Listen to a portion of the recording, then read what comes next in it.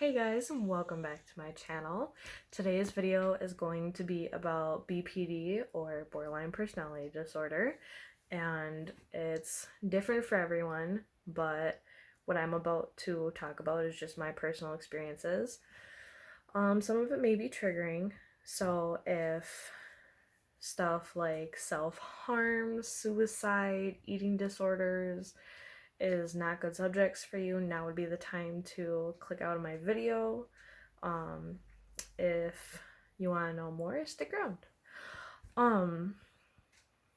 Basically, borderline personality disorder is exactly what it says. It's a personality disorder. It does not mean you have multiple personalities. It does not mean you're crazy. What it is we have like no control over our emotions, really. And the whole part of our brain, from how it's been explained to me by my doctors, so don't quote me on this, is that the part of our brain that controls emotions sort of like takes over everything else. So it's like all that function is still there.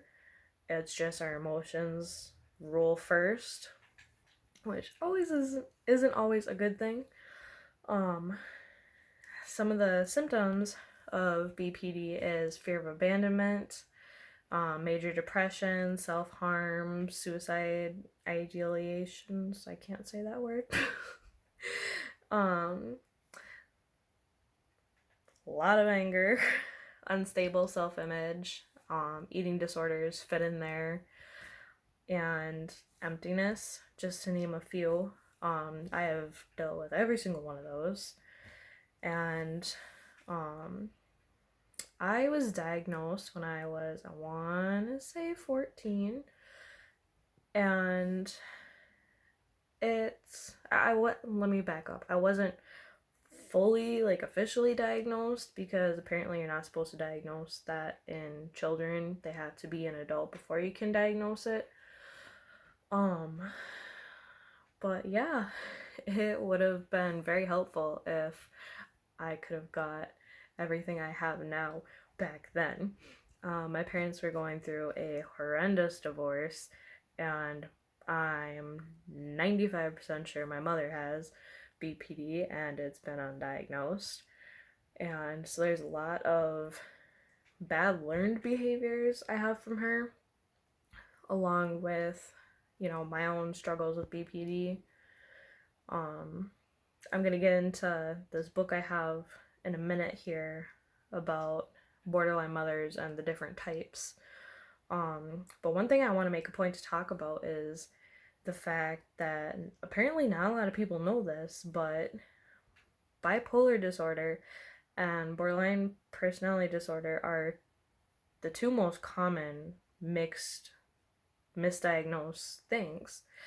The way my psychiatrist explained it to me was the deciding factor in if you have bipolar versus BPD is the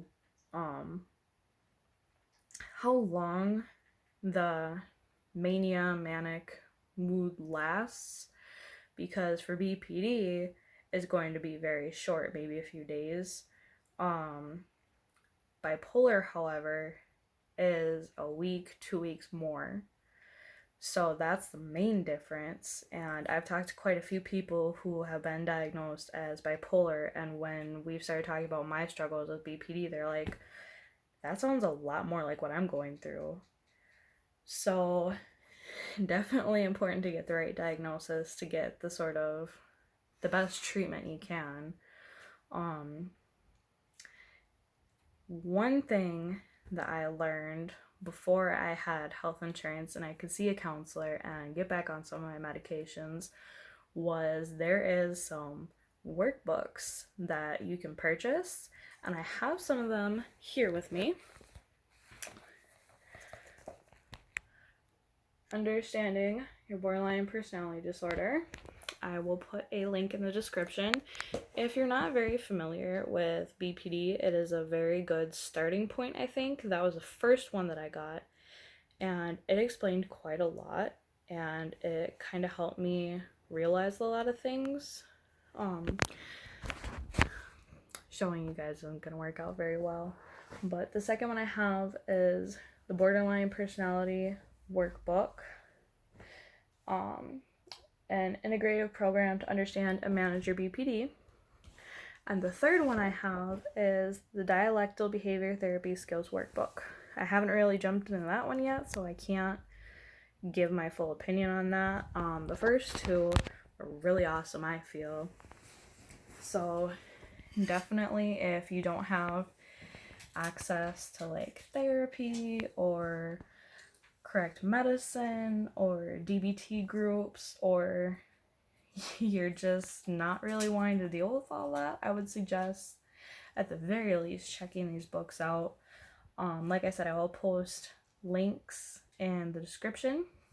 Another helpful book that I have is, well, I don't have it, I checked it out from the library. It's called Understanding the Borderline Mother.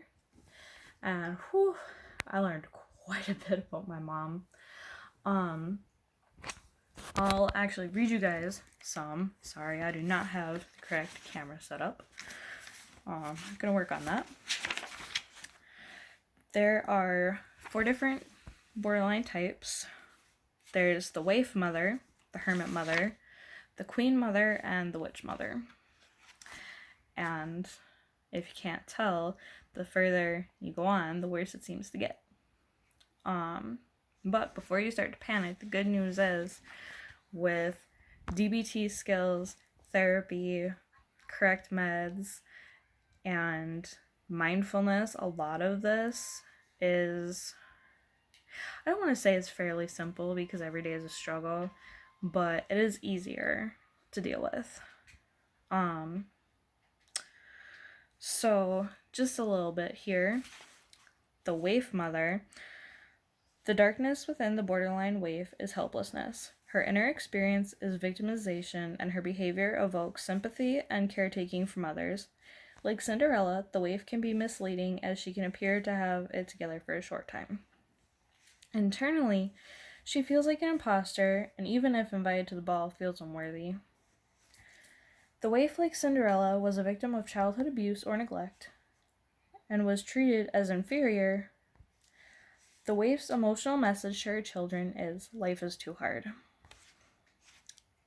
This book goes more into detail about these different types, but the hermit mother, the darkness within the borderline hermit is fear.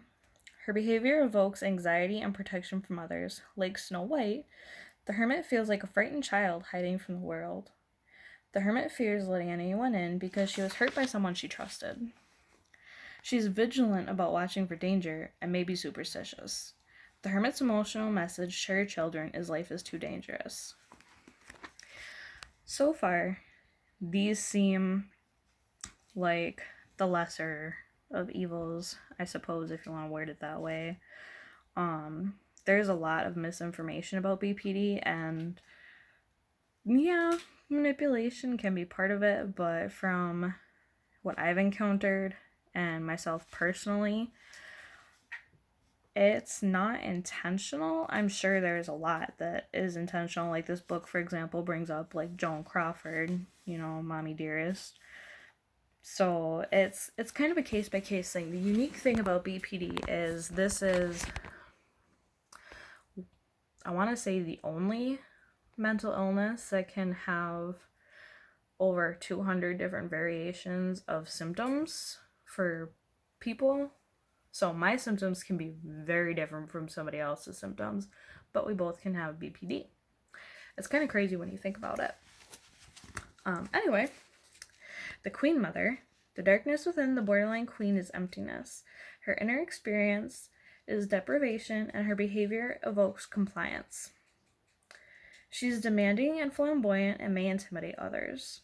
The queen feels entitled to exploit others and can be vindictive and greedy. The queen's emotional message to her children is, life is all about me. That one fits my mother perfectly. The witch mother. The darkness within the borderline witch is annihilating rage. Her inner experience is a conviction of being evil. Her behavior evokes submission. The witch can hide in any of the other 3 profiles as a temporary ego state. She is filled with self-hatred and may single out one child as the target of her rage. The witch's emotional message to her children is life is war. So, it's kind of a lot to take in if you don't know a whole lot about BPD. And it can kind of sound scary, especially the witch. I've gotten pretty far in this book, and to be honest, that one kind of did freak me out a little bit, because the way they talked about it was like these murderous women with BPD and how they fit into the witch mother type and everything. But I feel like there can be parts of us that fit in that category without being legitimately evil like these women.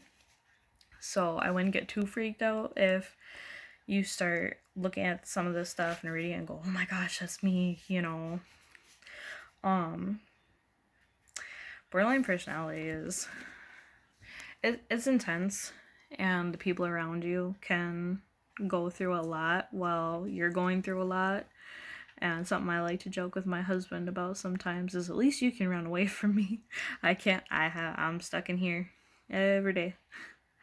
I like to be pretty open about what I go through and talk to people about it, so there will be more videos like this in the future. One thing I forgot to touch on was the eating disorders. It's funny because growing up I had developed anorexia, and as I got older it kind of switched from that to binge eating, and now it's like this like weird struggle for dominance between the two, if that makes sense. But it's very common for people with BPD to develop eating disorders. So, yeah, I would highly suggest doing some research if you think you or a loved one could potentially have BPD, or if you think there's been a misdiagnosis. It's very eye-opening. Like I said, you will run into a lot of misinformation or people making those of us with BPD out to be like monsters, but we're not all monsters, you know. So this is a pretty awkward video. I guarantee all my videos are gonna be awkward, so sorry. But let me know in the comments below what else you guys want to hear me talk about, what you don't want me to talk about, if I should stop making videos. I don't know. Bye guys.